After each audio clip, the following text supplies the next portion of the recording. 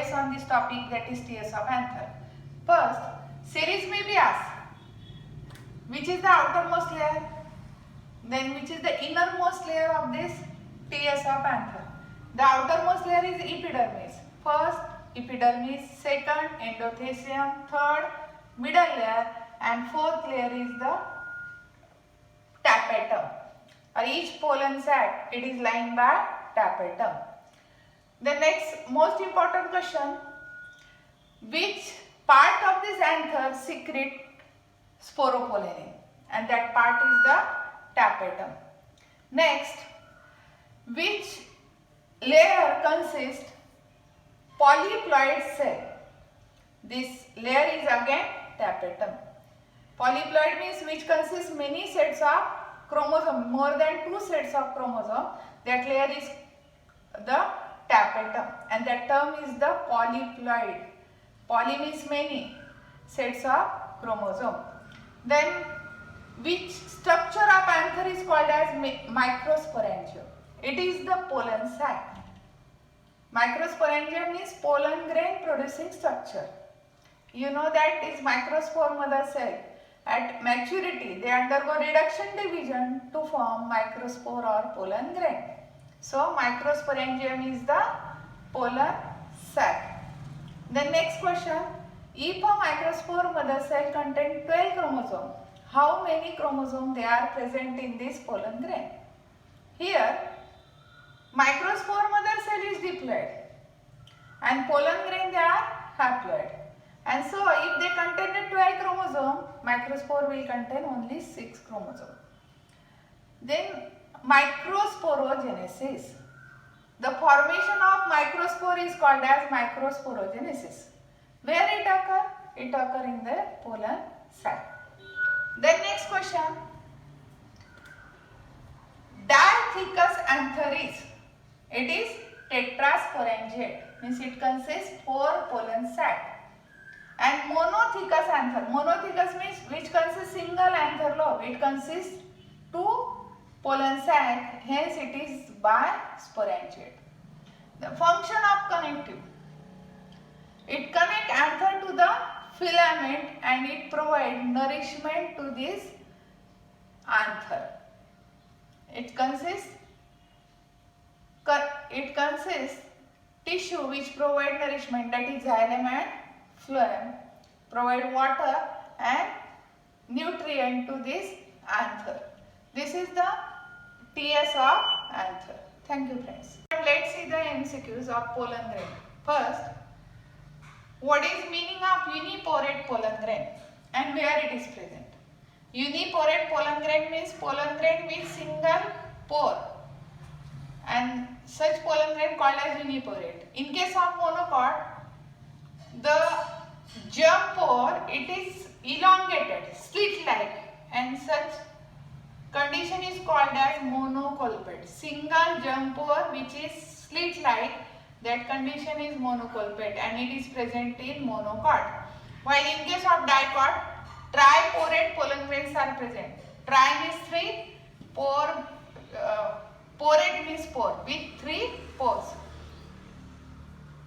Then pollen grain without which are with smooth exine. Such pollen grain they are smooth pollen grain which are powdery and dusty, and this is adaptation for wind pollination. Means smooth pollen grain they are present in the wind pollinated flower or wind pollinated plant or anemophilous plant. While pollen grain with spiny exine, they are present in the insect pollinated or entomophilous plant. Outer layer it is exine and it is made up of sporopollenin which resists biological and chemical decomposition. Composition of entyme. Entyme it is made up of pectin and cellulose. Then one question, area where exine is absent, that area they are called as germ pore. Area where exine is absent or without exine, that area are germ pore. And what is function of the germ pore? pollen tube, it comes out through this jumper. Then which part of the pollen grain it forms the pollen tube? That part is the intine. This intine, it comes out through the jumper and it forms the pollen tube. Pollen grain, it consists single nucleus. Then which is the first stage of gametophytic generation or haploid generation? It is pollen grain. Or gametophytic generation start from this pollen grain. Then if a microspore mother cell contain 40 chromosomes, how many chromosomes they are present in pollen grain? I already explained this in my previous video. If microspore mother cell contain 40, it undergo reduction division, means pollen grain will contain only 20 chromosomes. 40 divided by 2, that is the 20. Such type of MCQs, they are asked on this microsporogenesis and the structure of pollen grain. Thank you, friends. Let's see the MCQs on the topic, that is development of male gametophyte. First question, which is the first cell of the gametophyte? It is this pollen grain. Second, at two cell stage, which is the largest cell? It is the vegetative cell. Then which division occur in the pollen grain? In pollen grain only mitosis. Mitosis occur, resulting formation of two cells. Again, in this generative cell nucleus, there is mitosis and formation of two male gametes. Means after the formation of pollen grain, how many mitosis occur? Two mitosis. The next question, which part of the pollen grain it forms the intine?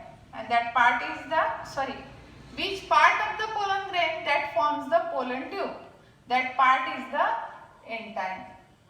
Which nucleus first migrate in the pollen tube? That is the vegetative cell nucleus. Which nucleus forms the male gamete? That is the generative cell nucleus. Then how many male gametes are produced? There are two and they are non-motile. As this male gamete, they are non-motile, they are carried by pollen tube up to the egg, and this process is called as syphenogamy. Remember, non-motile male gamete, they are carried up to the egg. Here there is ovule. Ovule contains the egg. These non-motile male gamete, they are carried by the pollen tube. This is called as syphenogamy.